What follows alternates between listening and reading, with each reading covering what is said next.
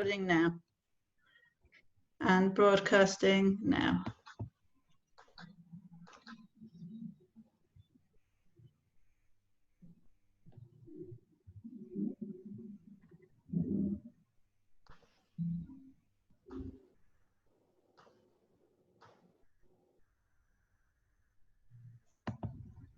Let's just give a couple of minutes for people to join.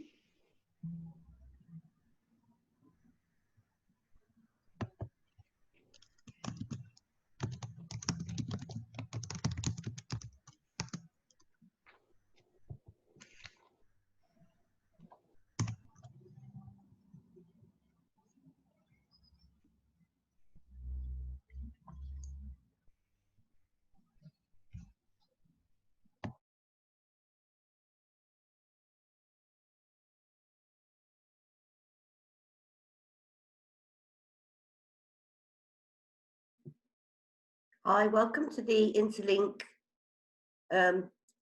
webinar series. We're just waiting for people to join for a couple of minutes, if you bear with us.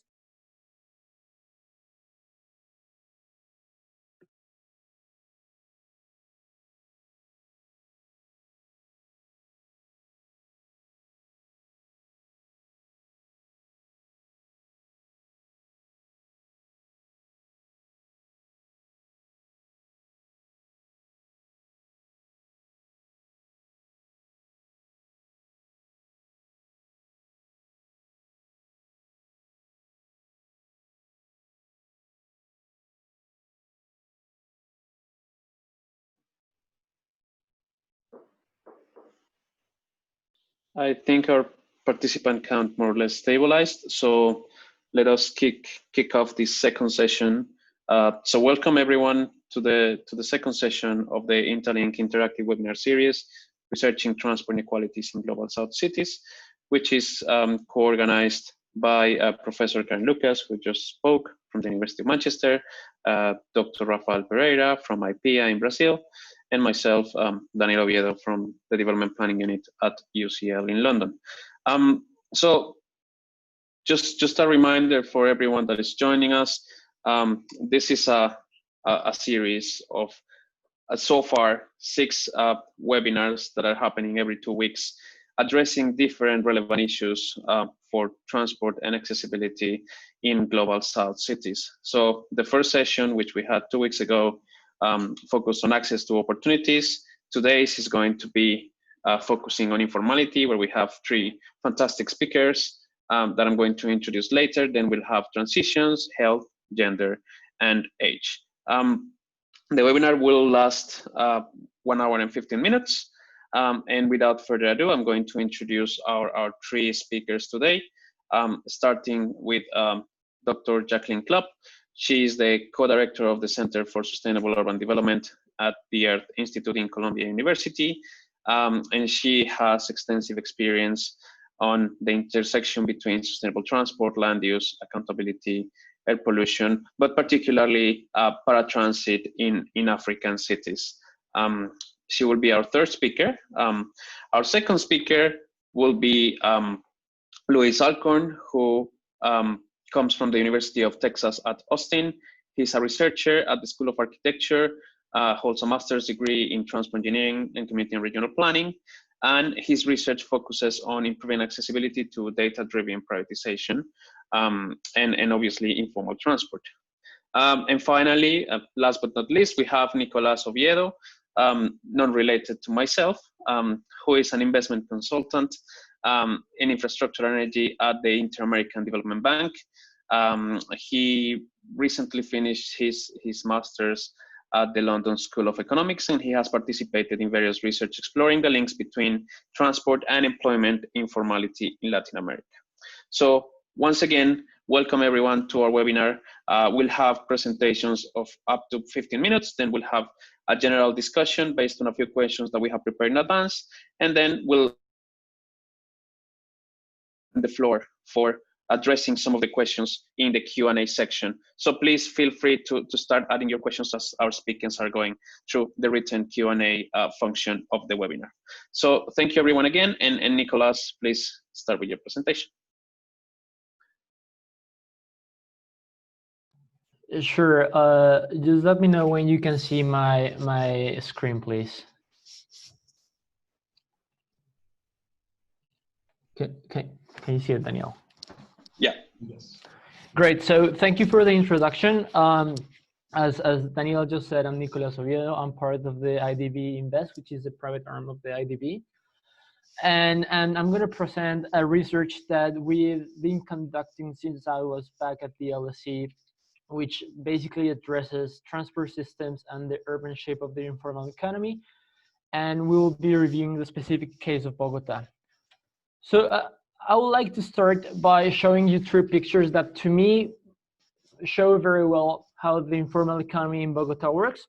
You see a lot of informal shacks in the streets and a lot of informality across the streets. It was all, of course, pre-COVID, and now it's harder to see this kind of scenes. But the thing is that informality in the city remains quite high, and the question that we want to address is how this relates to the urban shape of Bogota.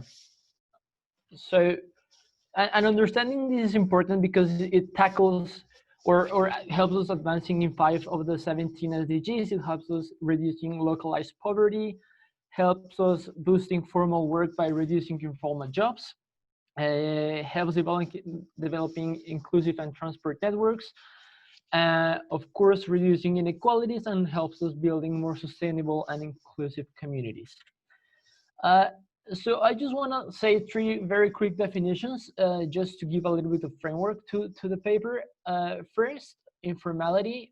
Basically, an informal worker is a worker that has no healthcare program, no pension scheme, or no written contract. And if a worker does not meet one of these conditions, then it will be regarded as an informal worker. Then we have mobility, which refers to basically the freedom of moving through urban space. And by freedom or freely, I mean not only at will, but also safely. And then accessibility, which is a more complex concept that encompasses reaching certain opportunities, taking into account the cost that it takes to reach those opportunities, basically measured in transport costs that can be either time cost or a monetary cost. And on the latter accessibility concept, you may be familiar to this diagram. It was presented 2 weeks ago by Daniel's presentation. What we want to do here is that we want to expand on it, and we want to see the different consequences on the other topics that it relates to, and we will focus on informality on one side, and then we'll focus on the distributional effects and freedom of choice. And this is important because if we start talking about inclusion, we see that the traditional approach of inclusion focuses on 2 main routes. An indirect route, which is impacting income through growth acceleration, which basically says if you boost growth, then income will raise as a consequence. And then you have the direct route, which is social policy, which is basically the provision of consumption. The thing is that the 2 traditional approaches present 2 hurdles as well. First, the indirect route, well, in some cases, economic growth can be compatible with poverty increases. And on the direct route or social policy itself sometimes finds it hard to finance poverty reduction by itself. So what's the alternative of this? Well, more recent research has posed 2 main approaches: a market incorporation, which is access to formal and well-paid jobs, and social incorporation, which is securing well-being of people regardless the cash nexus or the income. And what the Martinez and Sanchez say is that governments should promote both inclusions to ensure the well-being of the population. And under this framework, what we link with informality and the definition that we just saw before is that we will have different forms of exclusion. You have productive exclusion, you have social exclusion and at each of the edges. And in between, you will have different forms of inclusion. You will have productive inclusion, social inclusion, and a mix of having and not having any of those. So what we do here is that we start by sorting all of these categories into 3 main categories, which will be productively excluded, those included, and socially excluded. So the productively excluded will be the people in the informal sector. Then we'll have those productively included but socially excluded, and by social exclusion we will use as a proxy the access to healthcare. Here, as we saw, if you have no healthcare, you will be immediately regarded as an informal worker. So this will be an empty set under these assumptions. Then you will have the double inclusion, which will be the people in the formal sector, and they will be regarded as the productively included. Then you will have the social inclusion with productive exclusion, which will be basically those in the informal sector, but for a reason different than not having social a healthcare program. That will be productively excluded as well. And finally, you will have the socially excluded, will be basically people without a healthcare program. So you will have these 3 categories, and we'll go back to them afterwards. And now we move to the formal and informal urban shapes of Bogota. And the first image that I want to show you here is the informal settlements or the informal housing in Bogota. And here you will see that the little orange shapes and areas here are the informal settlements in the city, and they're mostly located in the south of the city and in the northwest. Meanwhile, there is a huge area of gray formal housing here, and I want you to keep these 2 areas because we will gonna go back to them afterwards: the northwest and the south. A second characteristic of the formal structure of Bogota is that the city itself is divided in different strata, and each household is sorted in 1 out of 6 strata, which proxies the level of income of such household.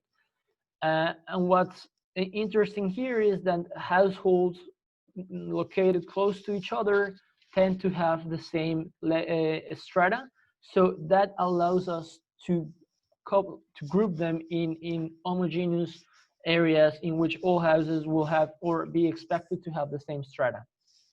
And what's more important here is that this way of proxying income will be related to the different characteristics of employment that we saw before, meaning that higher strata will tend to be more formal, as you see in the charts on the right, and lower strata will have more characteristics of informal work. Then we move to a third characteristic of the formal city, which is how people commute and where people commute. So here on the left, you will see where people basically live, and then on the right, you will see how where people basically work. And you see that it is scattered, the places where people live, focusing in the south and in the northwest of the city. And most of them commute to a centralized and concentrated employment market. Regardless, I mean, here in this research, we do not divide or focus on a single mean of transport. So the past 2 charts or maps were built with 2 different data sets.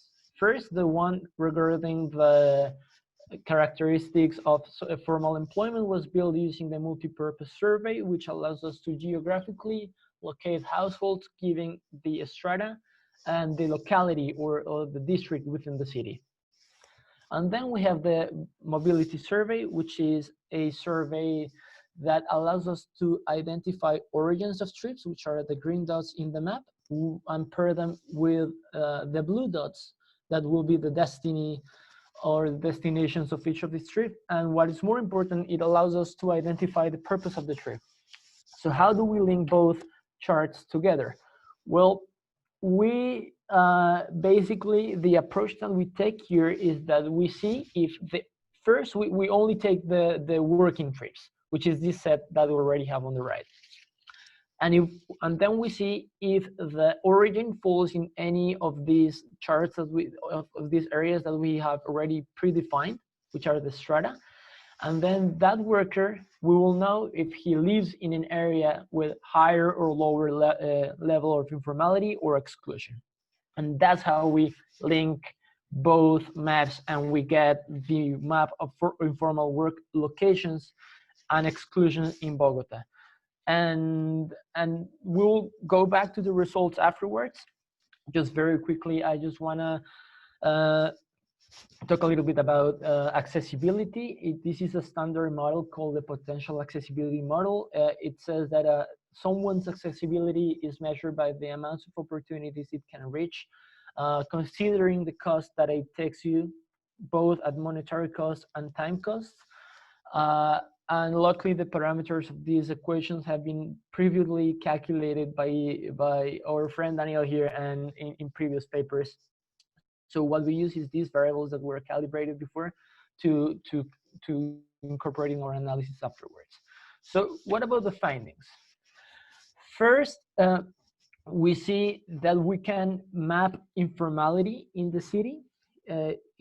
We use the same strata by locality, and then we start seeing how informality is taking place at the household level in Bogota.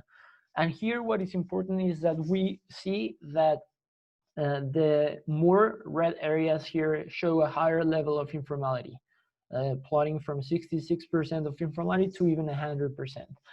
And what's important here is that we see that these red areas and a bit yellow areas on the northwest coincide with both the socioeconomic strata and the location of informal housing in the city. Second, we move to map the informal job market in the city. So what we do is basically we see the origins of the areas where informality is quite low, below 30%. And we see that workers living in those areas move to a central district in the working district in the city, which is the chart, the map on the leftmost of your screen. When we increase the level of informality, we see that employment locations tend to scatter across the city. And then when informality is high or higher, the jobs tend to concentrate into a small little district, which is also closer to the informal city. When we see exclusion here, we see that socially excluded people tend to live in the southernmost of the city, as well as productively excluded. Meanwhile, included people are located or live in the northwest of the city. And what's important about these three maps is that when you put them together, you get the map of the origins of the trips that we saw before. So basically, we can say that if we take that map and we split it by inclusion, productive exclusion, and social inclusion, you will get these three locations.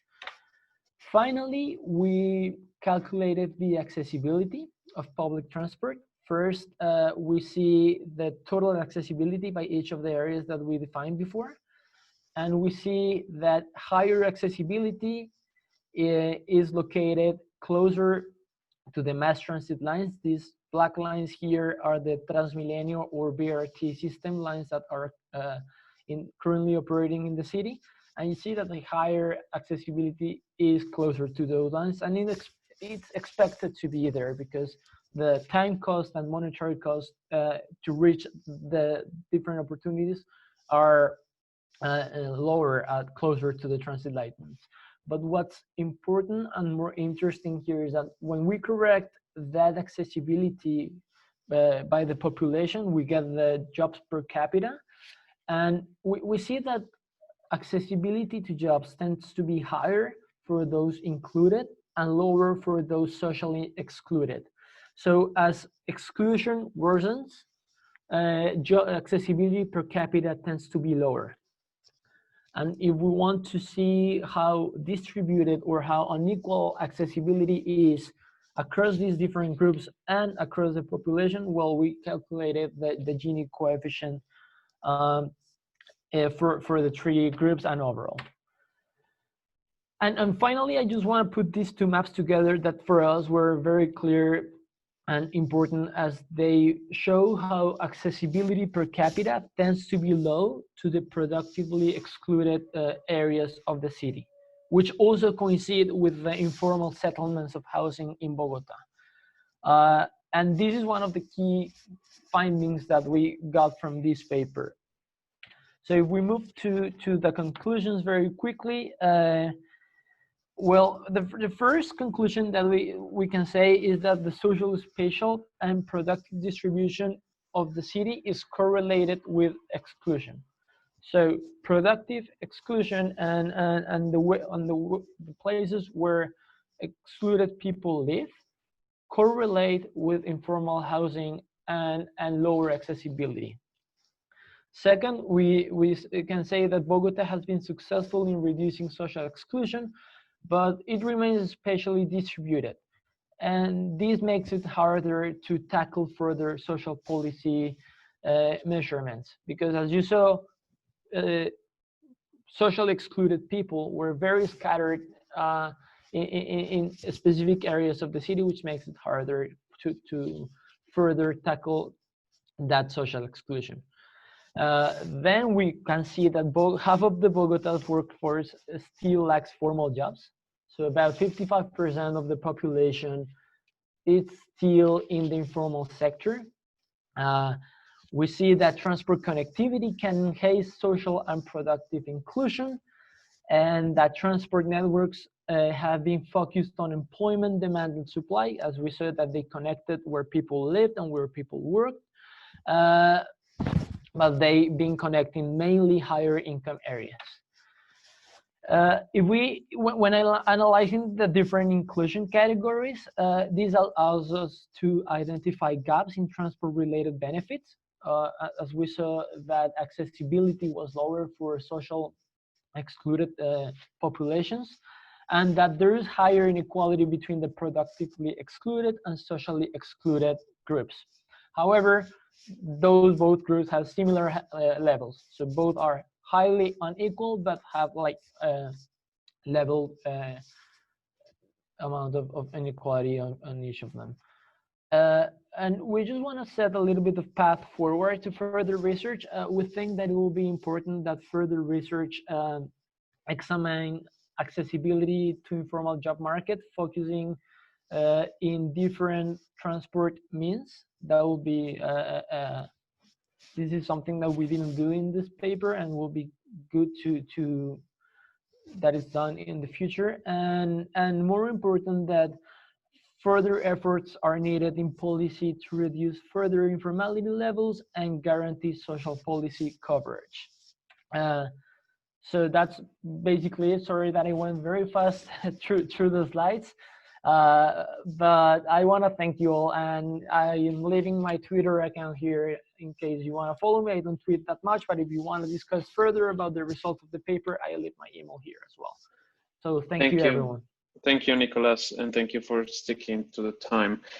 Just a reminder for everyone, if you have any questions, feel free to use the Q&A function or to put them in the chat. I mean, we will be keeping an eye on both of them. And please let us know if there is any technical issues with posting your questions. Now, I would like to give the floor to Luis to start his presentation about the case of Nigeria. Great, thank you for that introduction. Can you all hear me? All right. Yes. Great.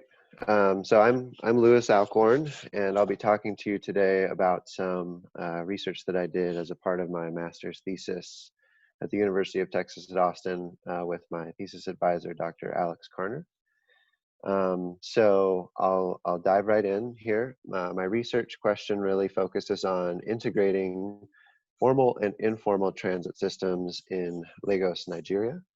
Kind of based on the experiences I had there and interviews I conducted there in the summer of 2018.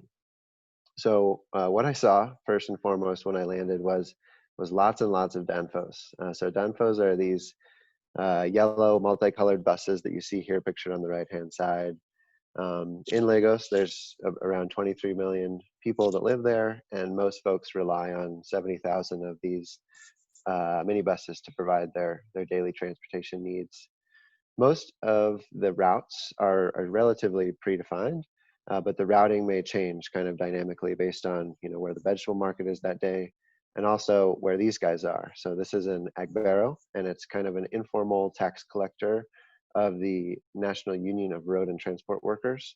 And so drivers will kind of have a general knowledge of where these folks are to try and avoid paying these kind of arbitrary fees throughout the day. So the routing changes in that regard, as well as due to consumer demand, passenger demand.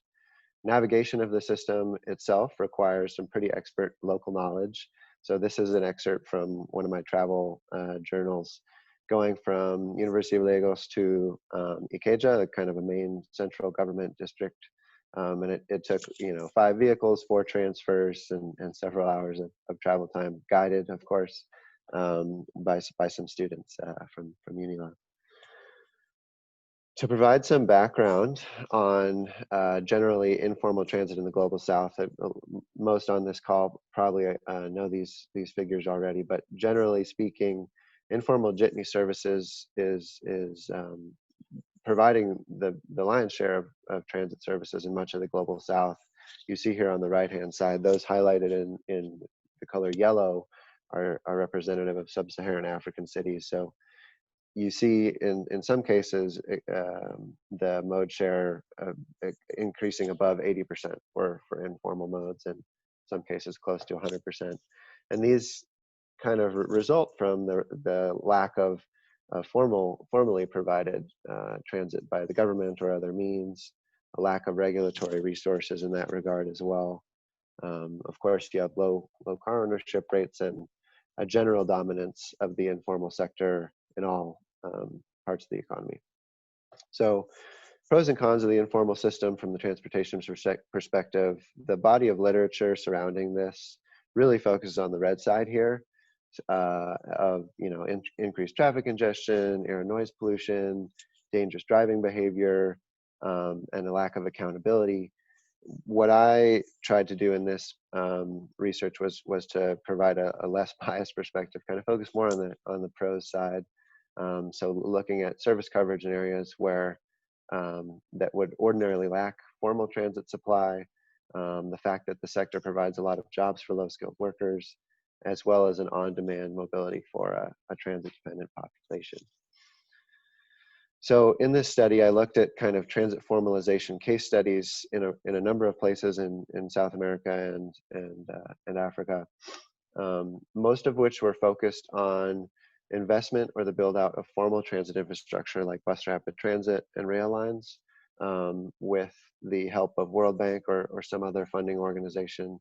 And so there were some kind of strings attached usually with the funds, and most of which had policies to regulate or actually abolish the informal jitney services themselves, which is slightly problematic, and I'll get into that as I get into my results. So methods, my theoretical framework, I wanted to take a post-colonial epistemological perspective to really be very upfront and subvert any kind of subject expert binary of Western planning positionalities, recognizing that there are a lot of modernist perspectives out there that really focus in on the kind of dirty and dangerous aspects of informal transit systems. What I wanted to do in this research was look at these transport systems from another perspective, as described in the last bullet point here, that really recognize the immense social, cultural, and practical values of informal transit, sometimes called artisanal transports and paratransit in these bodies of literature. So my research design involved a trip to Nigeria. I spent about a month there in the summer of 2018. I administered semi-structured interviews with several folks from both the formal side and the informal sector in transit, government officials, folks working in bus operations, some professors. I see that some of the folks that I interviewed are listening here today, so that's exciting. I also did a number of unstructured interviews and just informal conversations. Oops, sorry, my slide progressed. Informal conversations with folks at the transit centers, both formal and informal ones listed on the right-hand side here. So getting into results and discussion now. These are the kind of two transit typologies in Lagos. So on the left side, you have the formal BRT, light rail, really under the guidance and operation of the Lagos area Metropolitan Transportation Authority. So on the left-hand side, and then the right-hand side is the informal sector. So you have 4, 3, and 2-wheel modes, most of which are under the purview of the NURTW, which I mentioned previously as the kind of organization over the informal side. It is called a union, but it doesn't necessarily function as a union for the operators themselves. It kind of functions more as an intermediary between the government, and I'll get into that more now. So here's the kind of structure of how formal transit is governed in Lagos. These services only really account for about 4 or 5% of daily motorized trips. As you see on the right side, a fairly formal hierarchical structure based in kind of modernist perspectives of attracting foreign investment, having kind of formal BRT and rail modes there. And one thing that was clear in a lot of my interviews was that transit is not necessarily seen as a public service per se, but more as an opportunity to maximize profits. And that was also present in the informal transit sector, where kind of profit maximization is the kind of the driving force behind that as well. It is a for-profit industry. There's no subsidies offered to the informal transit providers. 73% of trips are served by these modes, which I've kind of described how they work earlier.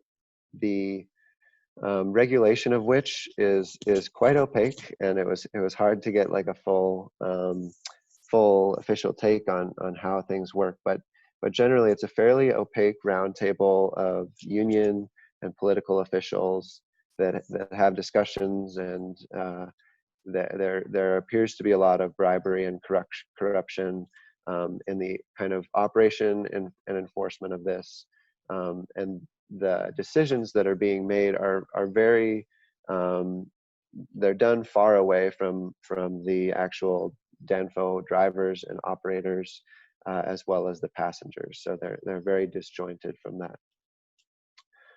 So the plan to change this is the Lagos Metropolitan Area Transport Authority's plan for the future. This is the Strategic Transport Master Plan, bus rapid transit routes and future light rail lines shown here. This is a rendering of what they want this to look like in physical space in terms of integration in the marina. It's a very political process, as it is in much of the global south. Transportation is very important to a lot of people. So you see here advertisements for Mbode, the past governor of Lagos, doing a lot to stimulate this project. And a big part of that is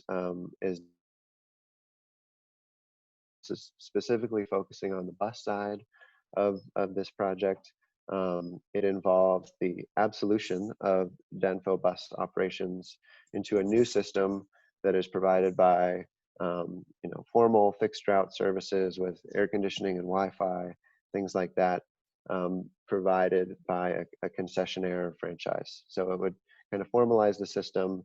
This on the right-hand side is a diorama that was in the LAMADA headquarters waiting room about the kind of the chaos that characterized the transport system before BRT. So you see a real aversion to these DANFO modes in the kind of modernization here. In addition to this, in the process is the construction of formal transit hubs like this one in Ikeja, where informal transit is kind of explicitly not allowed to serve. looking in, kind of situating this in terms of theory, Flores, Dewey, and Zegras developed this continuum of forcing versus fostering change in a number of examples of engagement or lack thereof with the informal sector when the formal government is looking to kind of formalize the transportation system. So you see here on the bottom hand side, fostering change. Lagos is listed here. That was for their first bus rapid transit line in Lagos, in which they automatically grandfathered the existing operators of the DENFOs on a certain corridor, and they were allowed to operate the NURTW actually operated the bus rapid transit line. That relationship has since no longer in place, and they've kind of moved up to the middle of the area here, closer to Santiago and Bogota, with more competitive tendering. A private concessionaire operates the service now. There are kind of issues across the spectrum here, and I just wanted to present this as a way of framing things. But generally speaking, the fact that if you focus on minimizing the subsidy, the public subsidy in the formalization of the system, you can see higher fares, more transfers, and lower frequencies that result in overcrowding.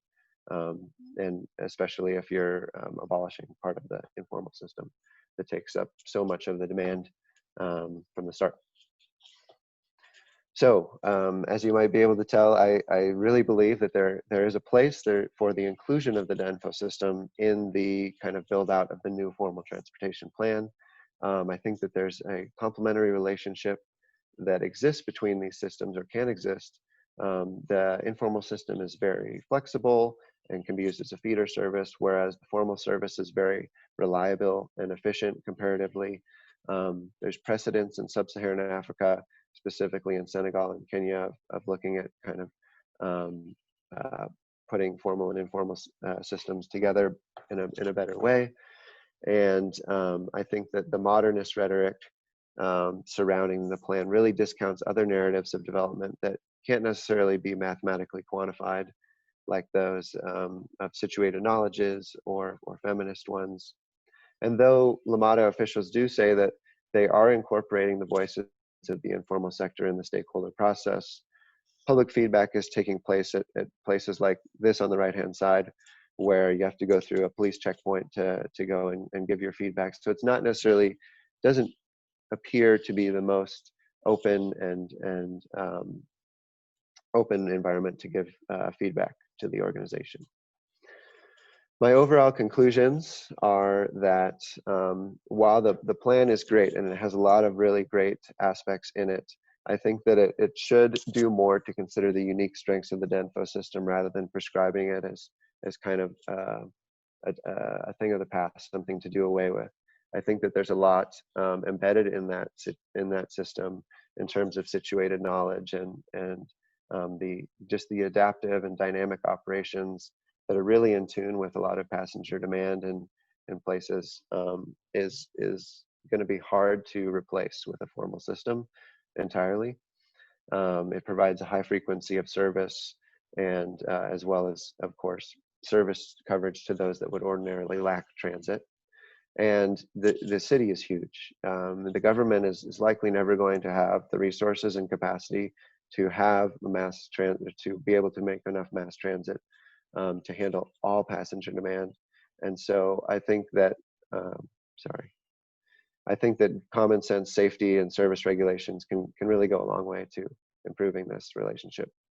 As always, implementation is context sensitive.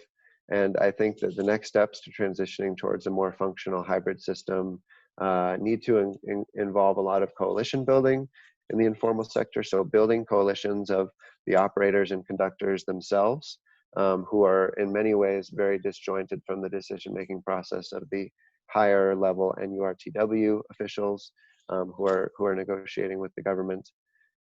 This will involve a real departure or detour, at least, from the wholly scientific planning methods that the formal sector is using currently. So looking more into stakeholder engagement and more carefully into that. As always, these things will require time, financing, and compromise. And lastly, I'd like to acknowledge the University of Texas at Austin for the funding I received to do this research. And of course, most of all, thank you to the professional contacts and folks that I was able to interview in Lagos, and the 3 students pictured here who helped me do all my interviews and travel throughout the city. So had a really great experience and enjoyed sharing it with you today. Oops. Excellent. Thank you, Luis. And once more, to remind everyone to please share your questions for Luis's presentation on the Q&A function. Thank you, Luis, again, to stick to the time so disciplinedly. And now it's time for Jackie to share with us her presentation. So please, Jackie, go on. Okay. Great presentations. I really enjoyed them. Okay, let's see if we can get my...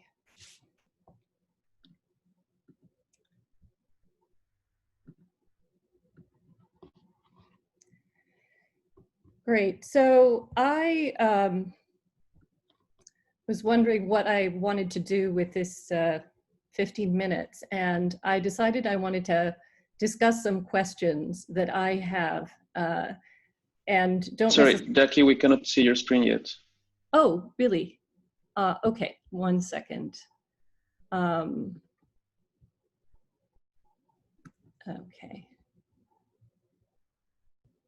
All right. Can you see it now? No. Oh, how weird. Okay. Let's see.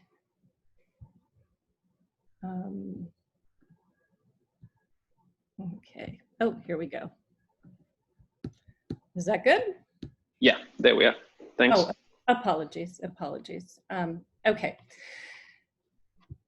So what I wanted to do with this 15 minutes is ask a set of questions that I have that I don't have answers to, but I think are really important and sometimes get neglected in these discussions. And my questions are really coming out of my experience in Africa, and particularly in my work in Nairobi, which has some similarities to what Luis just talked about in Lagos. So my first question for people is, should we use the term informal transport? And my second question is, what is informality? We really need to think about how we use this term, and how does labor relate to it? Because I feel like often the labor element is not highlighted. And then what are the implications of ignoring political economies of informalities, which I think sometimes get missed? So when we go to a city like Nairobi or Lagos, the majority of people use these minibuses. There's other forms of transport like tuk-tuks and increasingly motorcycle taxis. And these really are important modes. And the majority of people are really using these modes. And when we start to map these systems out, like I've been involved in Nairobi, you can see that these systems really are fundamental to the city. And increasingly, we're seeing the kind of accessibility studies that Nicolas is beautifully presented, also in African cities. And you know, we see that these minibus systems create access to services, opportunities. For example, here you can see a study done by the World Bank that shows a lot of the access to hospitals is in the center of the city. That's also where a lot of the poor neighborhoods are. We see them also clustering where they can get services. So my question is, if this is the system in places like Nairobi or Lagos, why do we insist on calling them the informal rather than the actual system?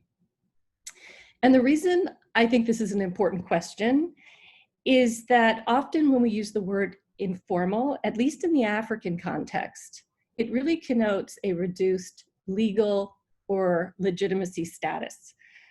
And often then there's also a lack of a deeper scrutiny of how informality is produced and who benefits from it.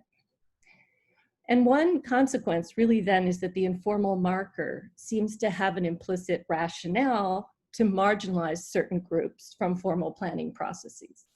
I think Luis described how in Lagos, these systems that really run, allow the city to function, are often considered not really the system and excluded from planning. And we see that also when we talk about informal settlements in Africa, which justify not even doing transportation planning for the needs of those communities. And that's why I'm asking this question.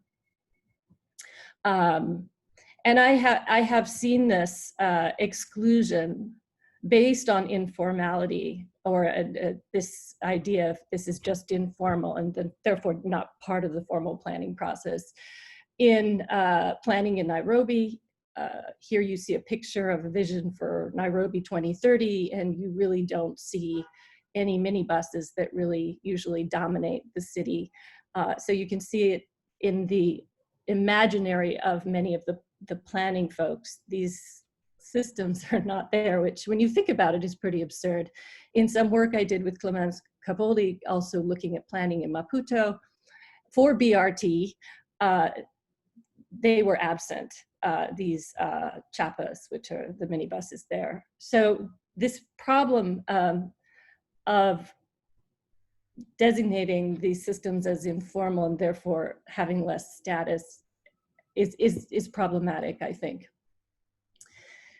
Now, coming to the question of what is informality and how does labor relate to it, I think what's really exciting is that we see a growing body of very rich literature that takes an anthropological and historical approach to these systems and also treats them very seriously as a subject worthy of deep probing and research.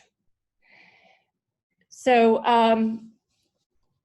and what this research suggests is that informality is very diverse. It has to be unpacked as a set of processes that mostly adversely impact labor in the transport sector in these cities, as well as passengers. I think there's a really important piece by Banks, Lombard, and Metlin recently about informality. And in the planning literature, by the way, a lot of the discussion around informality is around land and housing. And we really need to be able to bring land, housing, and transport and access all together. So in this literature, and in this piece that I think is very valuable to read, they emphasize that informality is not a setting or a sector or an outcome, but really it is a site of that we need to apply a lot of critical analysis. Informality can be a strategy for the powerful and also for the more powerless. And that I think is really important because we have a lot of elite informality that we often don't talk about that connects to social exclusion and very serious problems with labor conditions. So we really need to be able to unpack these power relations when we talk about informality. And the reason I want to also raise the question of labor is that often the workers in these systems are really the public face of informality. So they're these drivers and touts and people who run these stations, and they're often vilified, at least in Africa, for driving too fast or recklessly and colluding with, criminals. And it creates a kind of stigmatization of labor. And yet this labor is the foundation of how these systems actually function. Because as Luis pointed out, they do not get subsidy. And so in order for them to be profitable, we see that the workers are squeezed and the conditions are often really bad. I think the work of Matteo Rizzo shows this with the Dalla workers. You know, they live in very precarious conditions, long hours, and you know, as also the Global Labor Institute report that recently came out for Nairobi shows that there's a lot of occupational health issues as well. So as a response, some of these laborers use informal strategies, for example, exploiting the cash economy in order to take a little bit more than what might be an agreed share. You know, they might make deals with the police just in order to prevent harassment and delays, and they speed in order to make more money. And these kinds of strategies, which are often sort of the public face of these systems and where people get, you know, very angry at them and there's a stigmatization, really need to be understood in contrast to, you know, in the context of the labor exploitation and the strategies of the more powerful. So you can take, for example, the relationship between these drivers and touts and the police, which if you talk to these workers in Nairobi, for example, as the Global Labor Institute did, you can see that police harassment is the #1 issue. So, and you know, you've got to think about the fact that maybe a conductor will get paid 300 Kenyan shillings and every day they have to fork out 1,000 Kenyan shillings to the police, which is just a system of extraction. And when you study that system, it's a quota system as well. So the police take money from every vehicle every day, and that gets, some of that goes up the chain to the highest levels. And so it's just a system of massive extraction that drivers will then say, well, look, I have to go faster in order to make up that lost salary. And there's tremendous anger about that.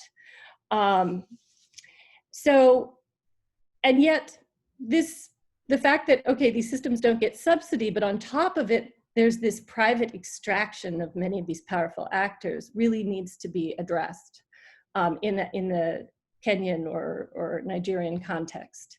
But we tend not to because it's sensitive or difficult to deal with, but it's really, really important if we start looking at these systems from the point of view of workers and the impact of poor working conditions on passengers. This point was made really clearly by an interesting study by these Berkeley economists, Kelly, Lane, and Schernholzer. They put tracking devices on matatus in Nairobi, and they were interested in looking at the contract between the owners and the drivers. And what they found was that, and by the way, so the owner can use this smart matatu device, which would allow them to really track the vehicles and figure out how many trips are being done. They can figure out revenue. And of course, they can also track driving behavior. And what they found in this randomized control trial is that once there was a little bit more transparency, you did get a renegotiation of this labor relation, which is informal. Usually these are not, you know, formal contracts. And the owners were willing to give a little bit more to the drivers, and the drivers were willing to change some of their behavior. But when it came to speeding, because the difference doesn't make up for the need for a decent wage, there was no impact. So one of the things that it really showed was that it's important, if we care about road safety and passenger safety, that we actually look at wages and deal with this dynamic that of this kind of informality with its power relations that is producing this. And I think sorry. So one of the reasons why I think this is really important is that, as Luis pointed out, one of the ways that we talk about improving these sectors is really through improving technology, whether that's devising a bus rapid transit system or having ride-hailing apps. You know, Uber is now, and Swivel and these other companies are getting into the sector, or whether now with COVID, we're talking about mobile payment systems. So the reform tends to focus on really sort of technological solutions that obscure a lot of these really important power dynamics. And I think this has really, really negative consequences. So we're not talking about social policy like Nicolas was talking about. You know, we're really talking about just these solutions that often powerful actors can figure out ways to navigate, and that often end up exacerbating labor conditions and hence conditions also for passengers. And so I really think we need to start to do more work in this area.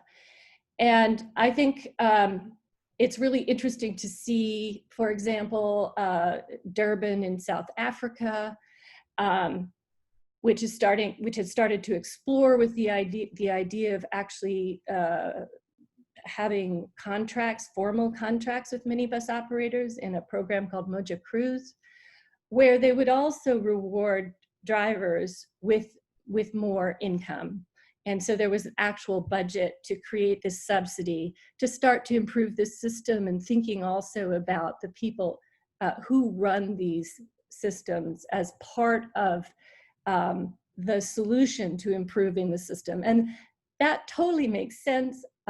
As Luis pointed out, the people who run these systems now have tremendous amount of detailed local knowledge, and by not really seeing them as the system that one needs to work with, that local knowledge is excluded from a very top-down planning process that also has processes of elite informality, state capture, and things that we really need to unpack if we want to really address some of these transport inequalities in these systems.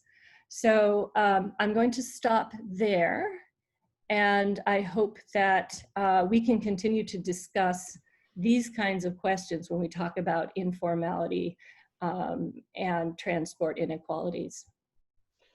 Thank you, Jackie. Fantastic presentation. So I think we have found a common thread on discussing various intersecting issues about transport and informality from very different perspectives and very different latitudes. So we started with Nicolas speaking about Latin America and how transport relates to informal labor from a spatial perspective. Then Luis took us for a ride on Danfoss in Nigeria and looking at what are these very complex relationships and what are the prospects for informal transport integration into an eventual hybrid system, and what social consequences does it have.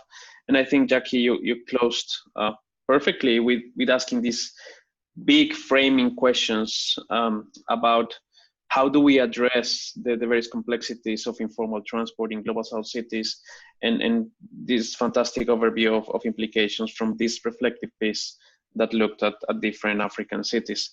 So I've been keeping an eye on the questions that are coming from the participants, and we want just to thank again all the over 110 participants that we have logged on at the moment. And just to kick off the discussion, perhaps, Jackie, I wanted to pick up on that last topic that you raised in relation to technologies, and we see in many cities across the global south that the traditional, let's not call them informal, let's call them traditional public transport systems are now coexisting with these app-based transport solutions, which come with a complete different position, not just in terms of their technology and their organization, but also in many cases in their power to influence decision-making, to represent themselves, even if they are initially tagged as informal as well. So how do you think this affects those political economies of informal transport that you were speaking about earlier? And I know you said you don't have all the questions, but it's a good way to start the discussion. Yeah, no, I don't have all the answers.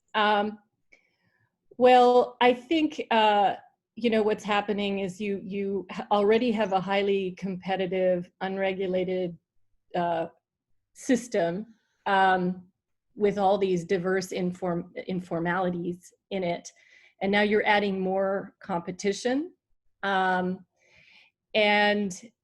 often you can also therefore create a lot of conflict. So which you can see in Nairobi now, for example, is you know, these nice new vans starting to show up at the matatu stops, at these minibus stops, and picking up people who have apps, and there's a complete absence of sort of planning, and now you've added more competition. And what we've seen also with Uber, for example, in the taxi sector in South Africa, is that it can also provoke labor conflicts. So some of the transport market is now moving to other people. In the taxi sector in South Africa, a lot of immigrants became drivers in cars of middle-class people. And a lot of the more local taxi drivers who are often quite poor and couldn't pass an Uber screening got really angry because now they were squeezed even more. So I think that without any kind of planning, which we know we don't have a proper regulatory system, we're just going to see a lot more cutthroat competition and conflict. Yeah. And I think it's important to keep these issues at the forefront, because sometimes, especially from a public perspective, we get seduced by these new shiny technologies, which, as you said earlier, can obscure many of the structural issues that need to be addressed when thinking about a just transport system. I'm going to move on that line of governance and power relations, and perhaps, Luis, you showed us a complex landscape for governance and regulation of public transport. And there are a few questions in the Q&A that have mentioned this idea of representation and self-organization, and what's the potential for them to influence policy making. So could you expand a little bit on that self-governance and organization of informal transport in Lagos?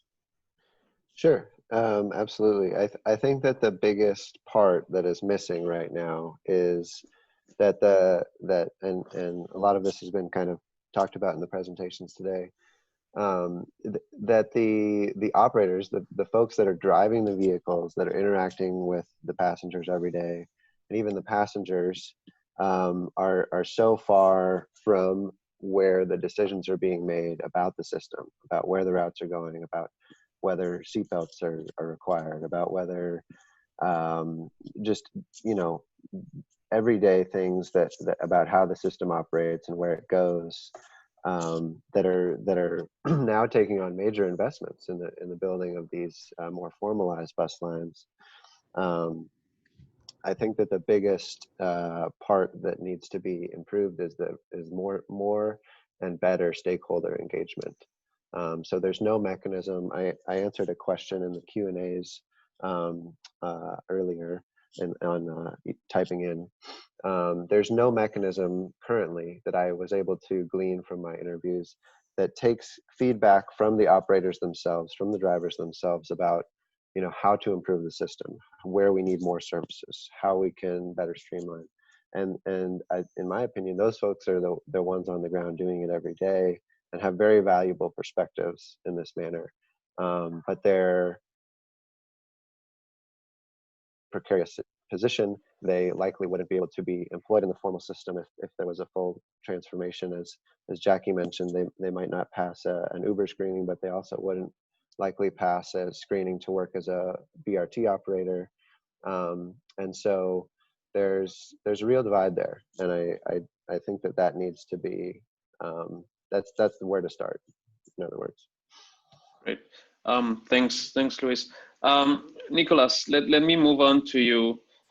You presented a very interesting link of the spatial manifestation of inequality, of poverty, and in especially informality in employment in the case of Bogota. And you close the presentation with a hint to policy, but from your perspective and your experience, now that you're in a place that can make differences through investments, what do you see this type of research and the discussion that we're having? How can they influence those supports and policies from different development agencies? Well, it relates to one of the questions that we saw on the Q&A made by Felipe Osorio. He asked about how informal or let's say alternative transport could increase accessibility, and I think that we have a formal network here in Bogota, right? Which is the Transmilenio.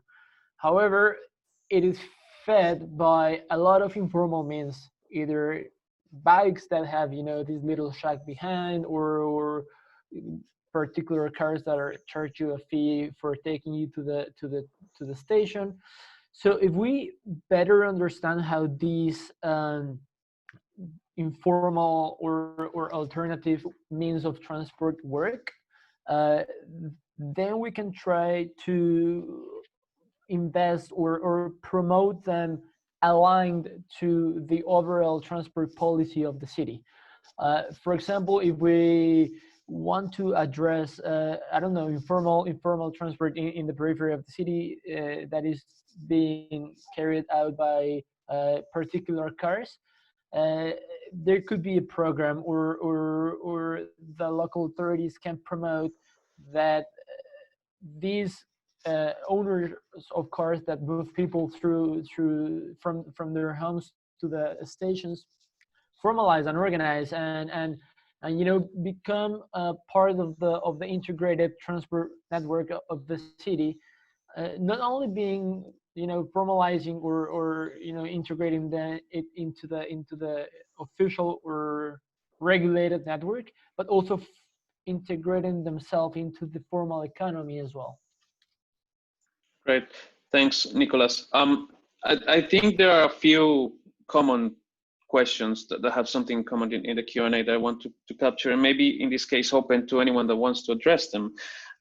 One is in relation to these power relations, and how to sort of tap into them to give them a bit more voice and representation in decision making. And I think something else that is coming true, especially from one of the last questions, is the dimension of gender and the huge gender inequalities that we have in informal transport systems and in all relations between transport and informality. So I just wanted to open here for our panelists to give your thoughts on those issues. You can raise your hand or unmute it. Jackie? Yeah, I think all these systems are highly gendered. And also the labor systems, they're predominantly male. And there are labor groups that are trying to address some of the gender issues that emerge from that. And, I think for women on these systems, there's high levels of sexual harassment, in part because of the way that these drivers and touts are mostly male and they have a particular idea of masculinity. Juan Bugua has written a beautiful book, Nairobi's Matatu Men, all about this.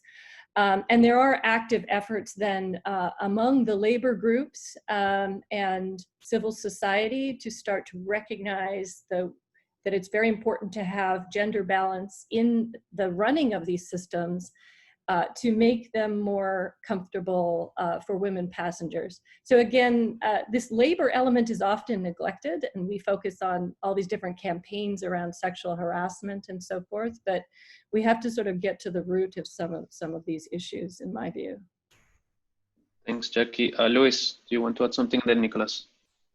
Sure, absolutely. So I do think, so this is not relating specifically to this research, but I've done some other research in how informal versus formal transport it impacts women's travel and women's travel needs. And I found that through lots of the literature, the formal system is generally planned to kind of major employment areas, major formal employment areas, that in many cases in the global south are predominantly jobs that are taken up by men. And so the women who are largely working in the informal sector or in the household or doing things like that are highly reliant on informal systems to go about their daily needs. And whether that's a motorized mode like a minibus or a non-motorized mode like a kind of horse-drawn cart and buggy or bicycle, for example, in a lot of contexts, it varies. But I think that the way that the formal systems are planned, all these improvements that are being sought to be made, are largely maybe not including the needs of women, and they will continue to need to rely on these informal systems, which also don't necessarily cater perfectly to their needs either, but it's all they have. Thanks, Luis. Nicolas, you wanted to add something? Yeah, just adding on Jackie's and Louis' answers. I think that gender lens in transport planning is fundamental because men and women experience transport in very different ways.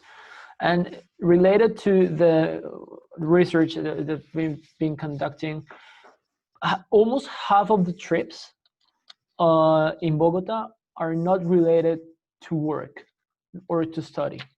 They're related to, leisure or healthcare or any other forms. And when you take into account that traditionally tasks at home that are not related to work or productive activities, let's call it, are conducted by women, then if you only plan for productive activities and not reproductive activities, you will be living a huge amount of urban activity outside of the planning. So and when you take transport planning with gender lens, you will have to incorporate that other half of the trips into the analysis. So I think, and I agree with both Jackie and Luis, that it's fundamental to have a gender approach on transport as well. Great, thanks. We're running quickly out of time, but perhaps one final question. I wanted to give Karen the chance to pose the final question, encapsulating as much as she took from the Q&As. Thank you, Daniel. I just want to first of all say fantastic presentations by all three presenters, and also a really wonderful, informative set of discussion points. So thanks for moderating that, Daniel.